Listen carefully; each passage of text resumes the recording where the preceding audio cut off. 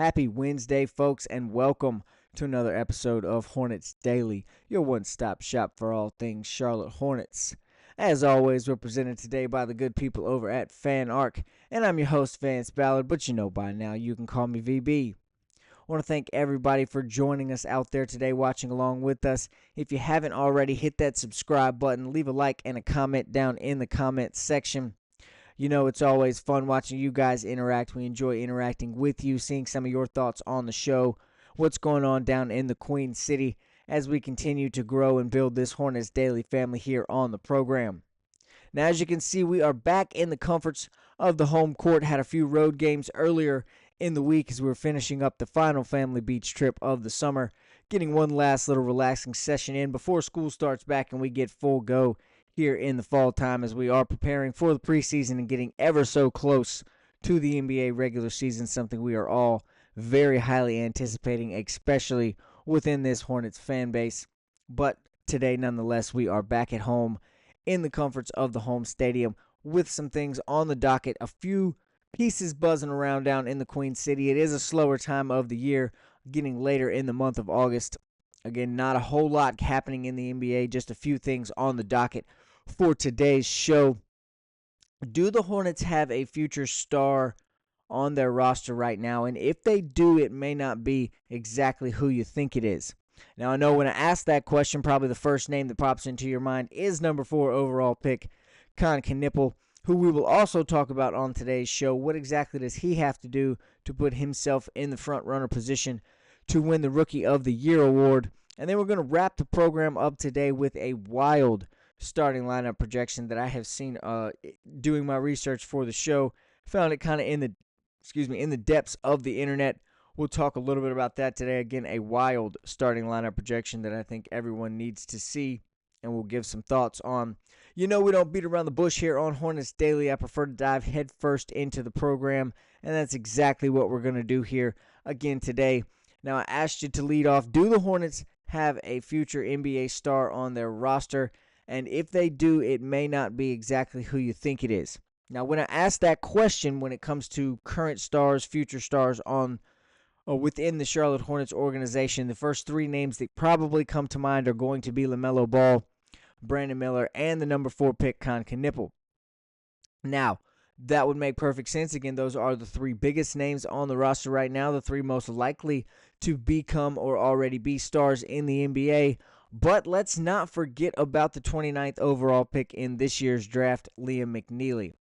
He could potentially be a star coming up in the future in the NBA. We've talked a lot about his potential, about what he brings to the table on this program throughout this summer. I've even made my case for him to come to sneak into some Rookie of the Year debates and some conversations throughout this year as he looks to be a bright spot coming off the bench in his rookie year for the Charlotte Hornets.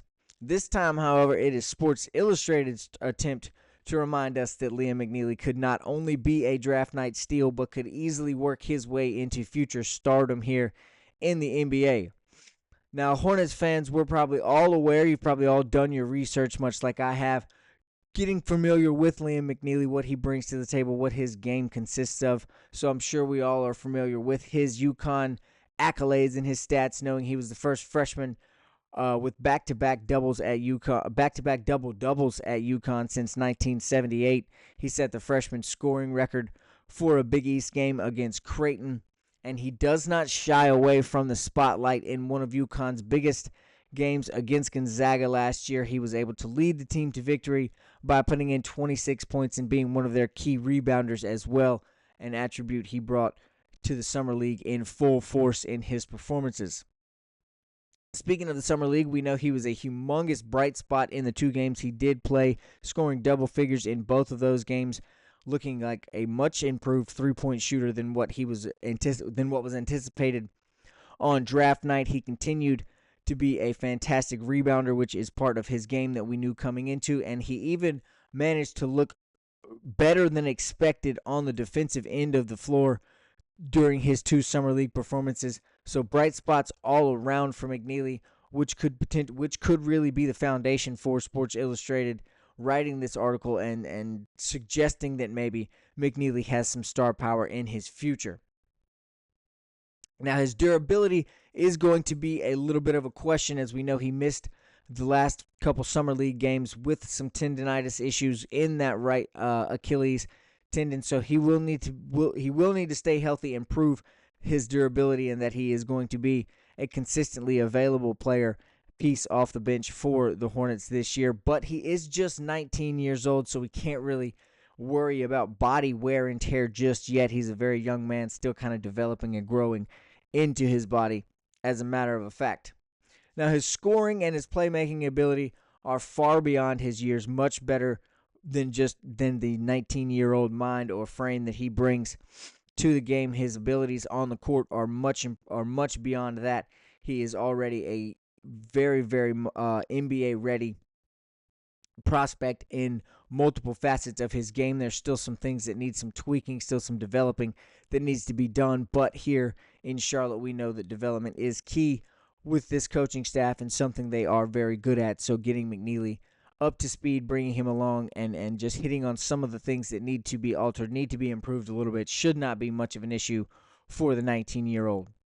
If he can continue to develop on defense while maintaining that above-average rebounding ability, then I think he'll quickly become a major piece of the puzzle here in Charlotte. I'm not saying he's going to jump into the starting lineup or even up to six-man type numbers by the end of the year, but he could definitely be a vital piece of this Hornets rotation, especially coming in and playing defense, shooting some threes, getting some rebounds, and being able to drive the ball and get to the basket while kicking it out to open shooters who we know the Hornets have added in abundance this season as they look to improve on an abysmal shooting percentage from last year. But that should, again, take a large uptick with what the Hornets have done this summer. Now, McNeely is not necessarily one of those sharp shooters that have been added, but he's not a bad three-point shooter, and there's a lot of room for growth in that area. I think we're all aware, though, that once you get into the NBA nowadays, it's almost instant that the three-point shooting percentage goes up, so McNeely should be able to improve there as he gets to focus more on that shot, finding his shots, finding the spots he's more comfortable with from beyond the arc, and improving that percentage.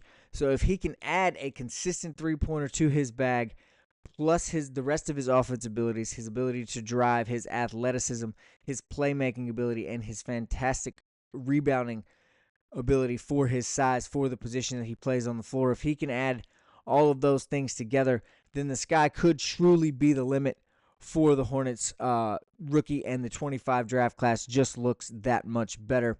Again, we know McNeely could end up being a steal as he fell down to the 29th overall pick, and the Hornets were able to turn Mark Williams into that draft pick, as well as another first-round pick from the Phoenix Suns. So it could be a win all around if McNeely turns out to be the star that some are thinking he could be. I tend to be in agreement. I'm a big fan of Liam McNeely, very high on his game and what the rookie brings to the table coming into this season.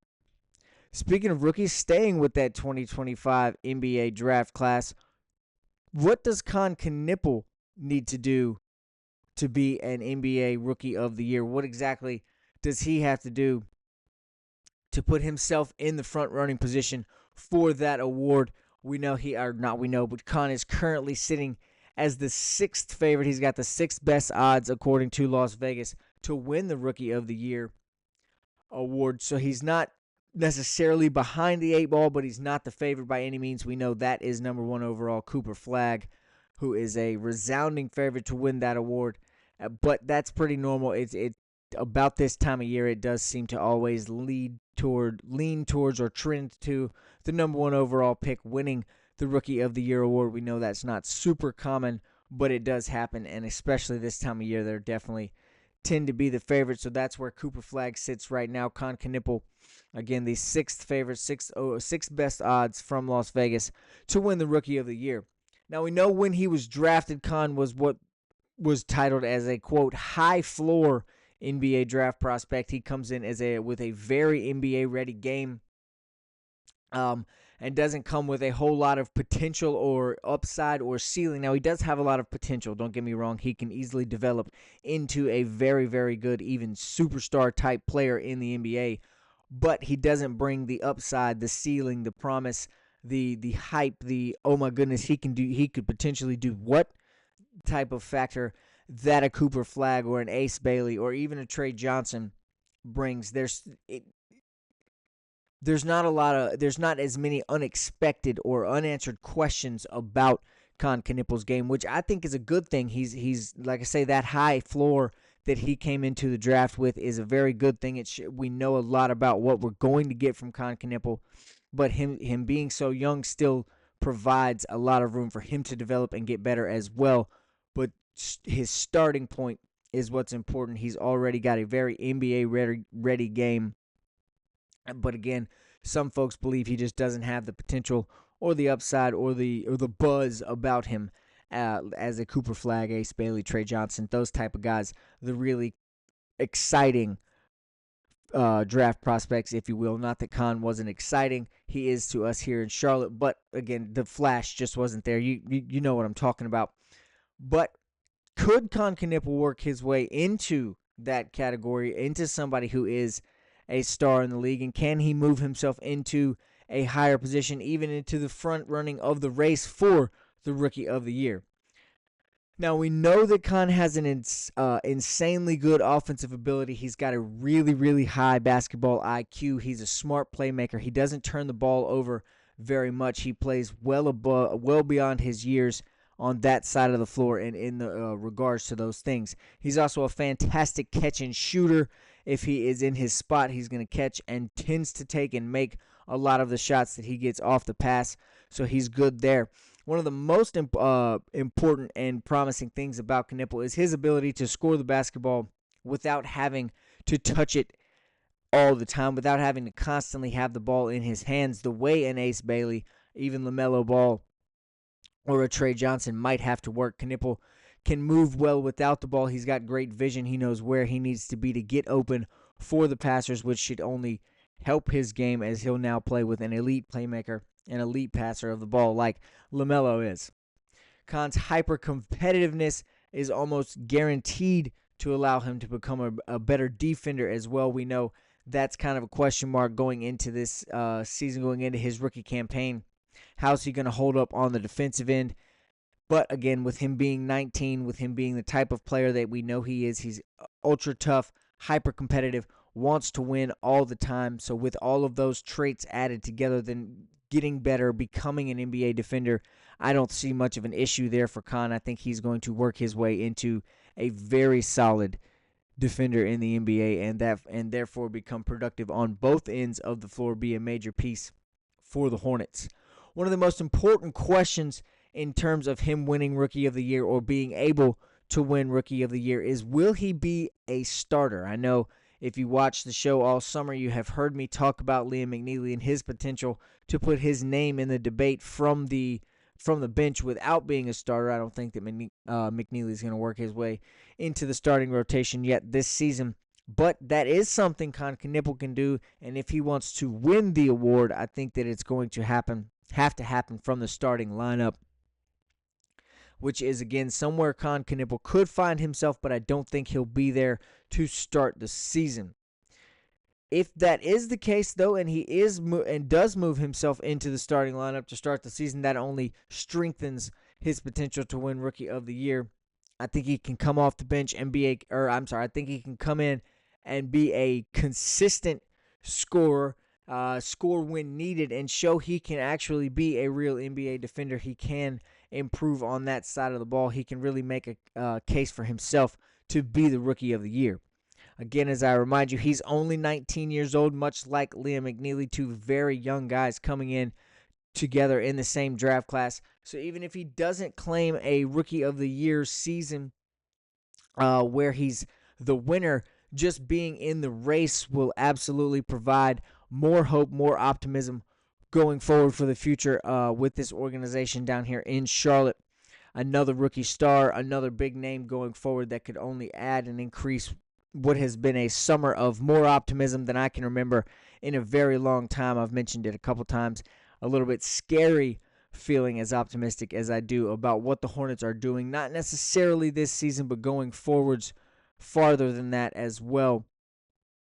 And so I think that Con Knipple's improve. If he can come in and improve his defensive ability, continue to score the ball without needing to touch it every time, he is a guy that can easily get you 15 points a game. I think that's probably a safe number for what he'll average on coming off the bench or in the starting lineup. And if he can do that, along with some decent rebounding numbers, taking care of the ball, getting his guys in the right position to succeed, and leading the Hornets to an improved record, then I think, or helping lead the Hornets to an improved record, I think that he can easily make a case for himself to be Rookie of the Year.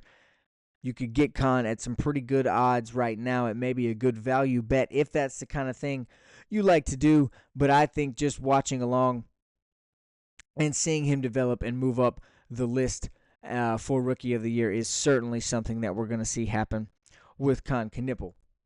Now, we were talking a lot about starters there with Con. I have seen in my research for the show a wild potential starting lineup. I had to bring it up, had to show it to you guys. We'll just really jump right into it. It was in the depths of the internet as I was doing some research for the show. Let's get right to it. The starters that I saw projected for the Hornets: LaMelo Ball, Collin Sexton. Nothing too crazy there. We can expect those two guys to be starters. At the 3, however, was Con Kniple. At the 4, Brandon Miller. And at the 5, Miles Bridges. Now you're thinking, Vance, what are you talking about? Again, this is not inspired by me. I did not have this come up in my own brain. It is something I saw projected out there. The second unit in this projection is Spencer Dinwiddie, Pat Connaughton at the 2, Liam McNeely at the 3, Mason Plumlee at the 4, Ryan Kalkbrenner at the 5. Now, I think the safest thing we can say about this is, yes, those are lineups that do include the Hornets players. But that's probably about all they are. I am not a fan of these projections of either one of these first or second units, to be honest. Again, there's no arguing. There's nothing you can say against LaMelo Ball and Collin Sexton starting at the 1 and the 2. That's fine. But the first really red flag for these starting lineups is Miles Bridges at the 5. Now, not to throw shade on Miles, I think he's a great player. He's a good piece for the Hornets, but he is not a starting 5 in the NBA.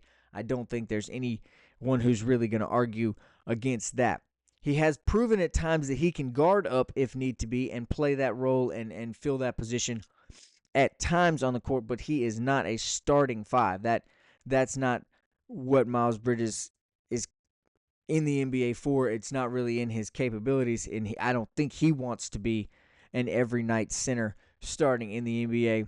The same kind of philosophy, the same kind of theories apply to Brandon Miller at the 4. Now, he too has shown flashes of abilities to guard up if need be and play down in the paint with some of those 4s if he has to. But again, that's not what he does best. It's not his consistent spot. I don't think he's built to be a long-term power forward or number 4 or whatever you want to call that position.